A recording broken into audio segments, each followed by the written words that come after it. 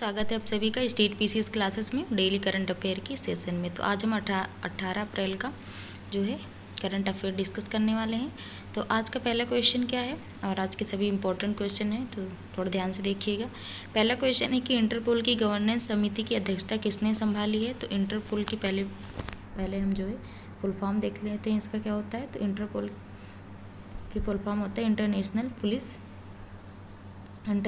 Police इसको बोलते हैं। और 7 सितंबर 1930 में इसकी स्थापना हुई थी और इसी दिन 7 सितंबर को ही पुलिस सहयोग दिवस भी मनाया जाता है।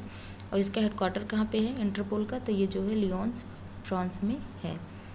तो अभी इसकी अध्यक्षता किसने संभाली है, तो यूएई जिसको संयुक्त अरब अमीरात कहते हैं, इन्होंने जो है इसकी अध्यक्षता संभाली है। इसके अध्यक्ष जो है वहाँ यूएई के लेफ्टिनेंट कर्नल दामा हुसैन को बनाया गया है। तो इम्पोर्टेंट क्वेश्चन है। और अभी हाल ही में सिल्वर नोटिस पहली बार किसने जारी की थी, तो किसने जारी की थी, तो पहली बार जो है इसमें गलती से लिखे है, यूएई ने सबसे इंटरपोल ने जो है सिल्वर नोटिस पहली बार जारी की थी, जो कि मनी लॉन्ड्रिंग को रोकने के लिए थी। आगे बढ़ते हैं, नेक्स्ट क्वेश्चन देखते हैं कि 23वें विधि आयोग का अध्यक्ष किसे नियुक्त किया गया है। तो 23वें विधि आयोग का अध्यक्ष जो है किसे नियुक्त किया गया है, तो सुप्रीम कोर्ट के जो पूर्व न्यायाधीश थे दिनेश माहेश्वरी, इनको नियुक्त किया गया है। अब देखते हैं कि ब्रिटिश भारत में विधि आयोग की स्थापना पहली बार कब हुआ था। तो ब्रिटिश भारत, क्वेश्चन कट जा रहा है, नहीं हो गया। तो ब्रिटिश भारत में सबसे पहली बार जो है विधि आयोग की स्थापना 1834 में हुई थी। इसके हेड कौन बनाए गए थे, तो मैकाले जो है इसके हेड बनाए गए थे। और आज़ाद भारत में सर्वप्रथम जो है 1955 में पहला विधि आयोग बनाया गया था। और इसके हेड कौन बनाए गए थे, तो इसके हेड MC शीतल वाड़ बनाए गए थे।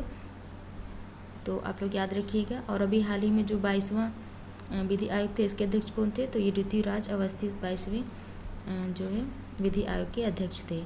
और जो अभी बनाए गए हैं, तो ये मोस्ट इम्पॉर्टेंट है, तो दिनेश माहेश्वरी बनाए गए हैं। और इसके साथ में 2 पूर्णकालिक सदस्य भी बनाए गए हैं। कौन है, तो हितेश जैन है और DP शर्मा, ये दोनों लोग जो है बनाए गए हैं पूर्णकालिक मेंबर। अब किस पे फोकस करेगी विधि आयोग, तो ये जो है सामान्य नागरिक संहिता पर रिपोर्ट देगा और जो है ऐसे कानून जो विकास में बाधा जिससे आ रही है उस पर जो है कार्य करेगा।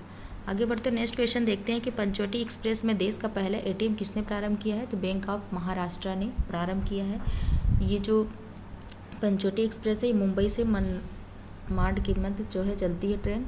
और इसको जो है जो ATM कार्ड है, ATM मशीन जो है कहाँ लगाई गई है, तो AC कोच में ही लगाई गई है।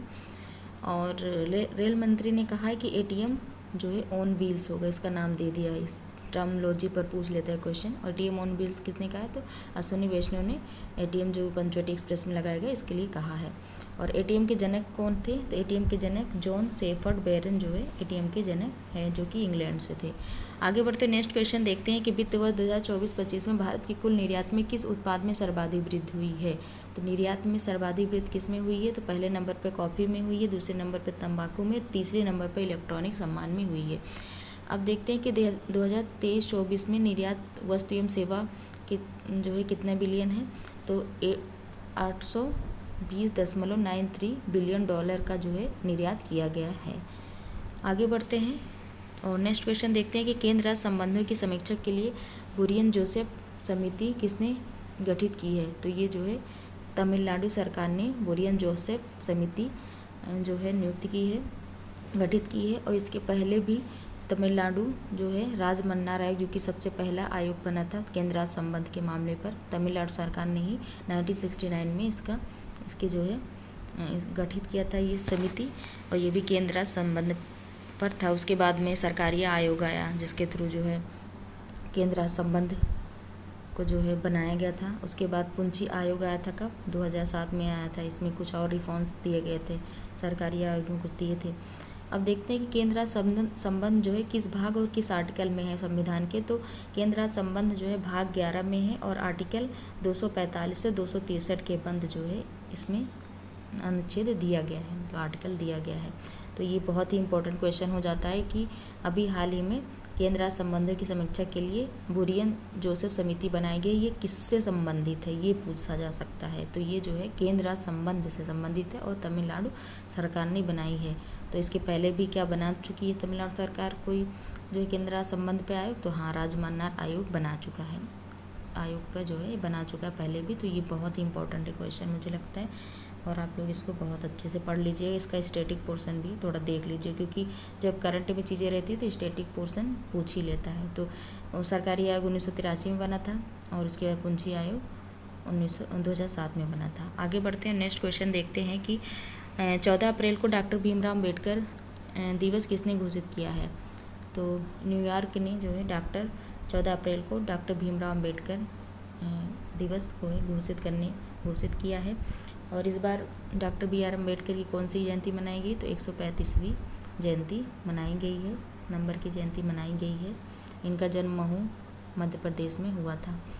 अब देखते हैं न्यूयॉर्क के बारे में। तो न्यूयॉर्क को बिग एप्पल के नाम से भी जाना जाता है, और न्यूयॉर्क हडसन नदी के किनारे जो है बसा हुआ है। इसको गगनचुंबी का इमारत भी कहा जाता है, और यहीं पे जो है यूएनओ का मुख्यालय है, जो कि मैनहट्टन द्वीप में है। इस न्यूयॉर्क ही मैनहट्टन द्वीप में बसा हुआ है।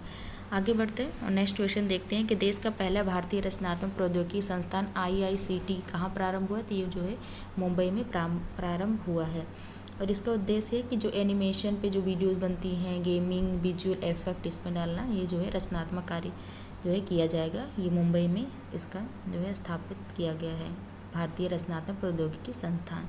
आगे बढ़ते हैं, नेक्स्ट क्वेश्चन देखते हैं कि भारतीय नौसेना ने तीसरे मेघयान 25 का आयोजन कहाँ किया है। तो इसका आयोजन जो है दिल्ली में किया गया है। किसने किया है, तो नेवी के हेड इस समय कौन है, तो नेवी के हेड दिनेश त्रिपाठी हैं। और भी सेनाओं के हेड हम देख लेते हैं। तो नेवी के हेड दिनेश त्रिपाठी जी हो गए। उसके बाद जो है थल सेना के हेड मतलब अध्यक्ष कौन है, तो थल सेना के हैं भूपेंद्र सिंह है। और उसके बाद जो है थल सेना का हो गया, नौसेना का हो गया। तो ये आप लोग याद रखिएगा। और इसके साथ में यहाँ पर कलम प्लस कवच 2.0 का भी आयोजन किया गया है। तो इसको जो है नाम दिया गया रक्षा साहित्य महोत्सव। तो दिल्ली में ही इसका भी साथ में आयोजन किया गया मेघयान 25 के साथ में। तो ये नौसेना से संबंधित है, दिल्ली में आयोजित किया गया है। और किसने आयोजित किया, इसके हेड कौन रहे हैं, तो किसने आयोजित करवाया है, तो दिनेश त्रिपाठी जी ने करवाया है। आगे बढ़ते नेक्स्ट क्वेश्चन देखते हैं कि भारत न्याय रिपोर्ट 2025 में किसे शीर्ष स्थान मिला है।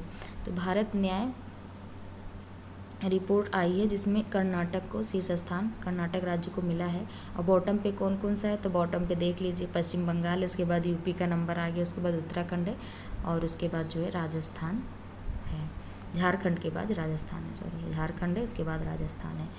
तो इसमें देखते हैं कि 4 स्तंभ कौन कौन से होते हैं न्याय के। तो न्याय के 4 स्तंभ होते हैं, जिसमें पुलिस है, कानूनी सहायता है, उसके बाद जेल है और न्यायपालिका है। ये सभी जो है 4 स्तंभ माने जाते हैं।